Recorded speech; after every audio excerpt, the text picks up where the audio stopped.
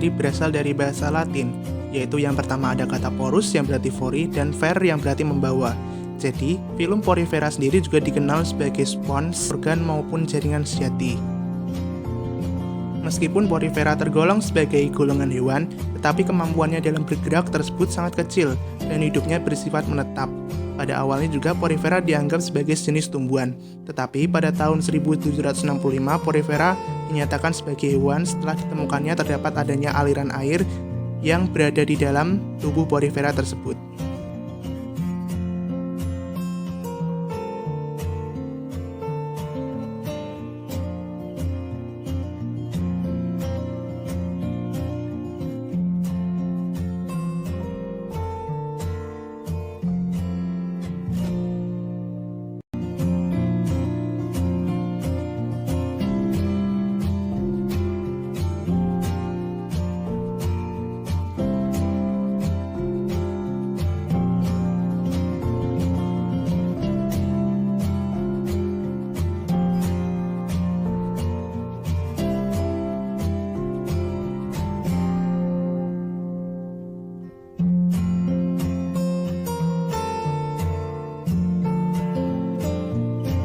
Kemudian struktur tubuh.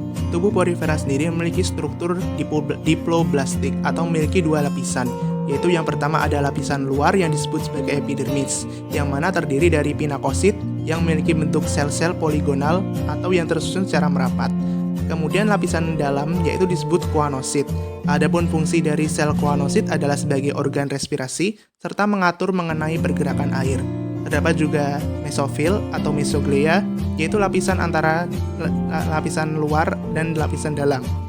Adapun di dalam mesoglea memiliki beberapa organel, yaitu yang pertama ada amoebosit, arkeosit, porosit, skleroblast, dan juga spikula.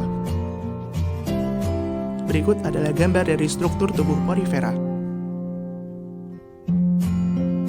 Kemudian ciri-ciri dari porifera adalah tubuhnya yang berpori, memiliki susunan dipoblastik, simetri radial, dan tersusun atas sel-sel yang bekerja secara mandiri. Bentuk tubuh yaitu ada yang berupa kipas, jambangan bunga, batang, globular, genta, trompet, dan juga lain-lainnya. Warna tubuhnya yaitu seperti kelabu, kuning, merah, biru, hitam, putih, putih keruh, coklat, atau jingga, atau juga sering berubah tergantung pada tempat sinar. Memiliki rongga sentral atau spongosol dan hidup secara heterotrof. Makanannya adalah bakteri dan juga plankton. Kemudian ada habitat porifera, yaitu pada fase dewasa, yaitu bersifat sesil atau menetap pada suatu tempat tanpa mengadakan adanya perpindahan dan berkoloni. Habitat umumnya adalah pada air laut dan ada yang di air tawar seperti pada famili Spongilidae.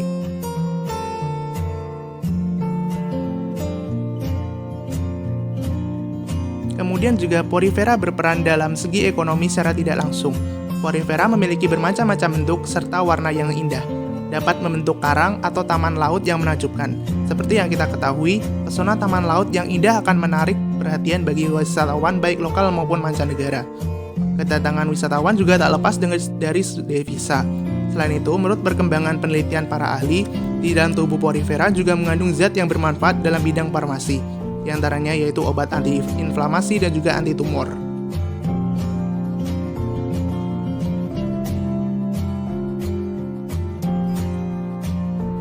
Kemudian ada sistem reproduksi porifera, yaitu dibagi menjadi dua macam, yaitu perkembangan secara seksual dan juga aseksual. Yang pertama ada perkembangbiakan secara seksual.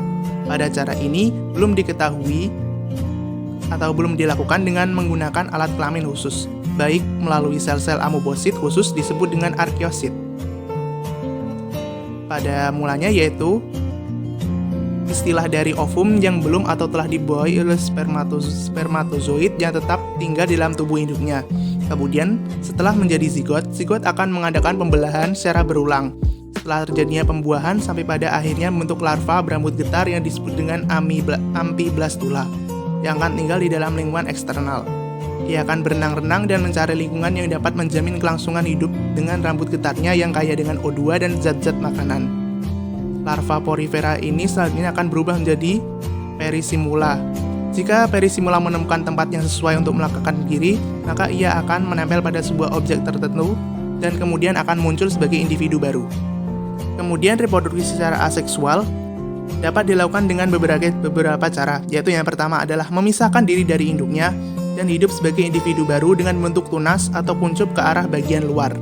Pada umumnya, porifera yang hidup di air tawar melakukan cara dengan pembentukan kuncup ke arah dalam, sebagai penyesuaian diri terhadap lingkungan yang kurang menguntungkan baginya.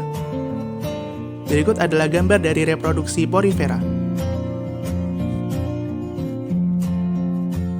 Untuk cara pencernaan dan juga cara pernafasannya sendiri dilakukan dengan cara yang hampir sama, yaitu lewat air yang masuk ke dalam ostium, kemudian zat-zat makanan akan ditangkap oleh sel-sel koanosit, kemudian akan diedarkan seluruh tubuh porifera. Dan untuk pernafasannya sendiri lewat air yang masuk ke dalam ostium, kemudian oksigen akan berdifusi ke dalam sel-sel koanosit dan juga diedarkan ke seluruh tubuh porifera. Kemudian aliran air akan keluar lewat oskulum.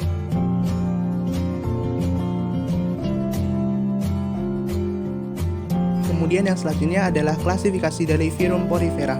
Yang pertama adalah kelas Calcarea. Kelas ini memiliki ciri yaitu karakteristiknya yaitu spikul yang tersusun dari zat kapur dan kemudian memiliki permukaan tubuh yang berbulu. Kelas ini mempunyai warna yang gelap, adapun tingginya sekitar kurang dari 15 cm. Kelas ini juga dibagi menjadi dua ordo lagi, yaitu yang pertama ada Homocoela, yang kedua adalah Heterocoela. Kelas yang selanjutnya adalah kelas Sesactinellida. Pada kelas ini memiliki ciri-ciri yaitu spons seperti kaca, spikulnya berbentuk silikat, kemudian memiliki tipe saluran sikonoid, dan bentuk tubuhnya adalah silindris, datar, atau bertangkai. Tingginya sekitar 90 cm dan dapat ditemukan pada kedalaman 5000 meter. Ini dibagi menjadi dua ordo. Yang pertama ada ordo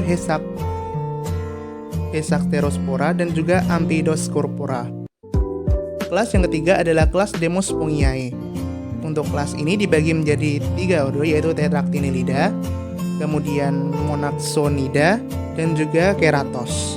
Ciri-ciri dari kelas Demospongiae adalah memiliki karakteritis yaitu spikul yang bentuk silikat, mempunyai serat seperti spons atau ada yang tidak memiliki sama sekali, dan juga terdapat spikul yang memiliki tipe saluran leukonoid.